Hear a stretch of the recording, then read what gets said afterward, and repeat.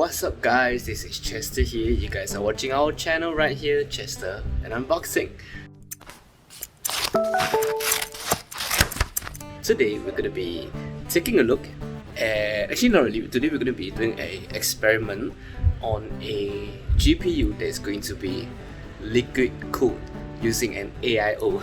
So it's not my first time, but it's been many years. So this is the test first. So right now I'm actually using the MSI GTX 980 Ti gaming. So that is the top of the line many years ago, but it's starting to die. Anyway, this is the MSI Combustor.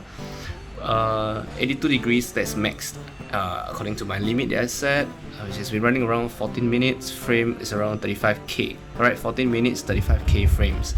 Speed is around 41-42 FPS, and that's about it. Okay, so we are going to perform the surgery. So I'm not sure how it turns out because the GPU is almost gonna die. So that's why I gonna do it anyway. And because there's a shortage of components, so we're just gonna try it out, and we're just gonna fast forward you guys the whole procedure so that you guys don't have to sit through the entire setting with me. Alright, here we go.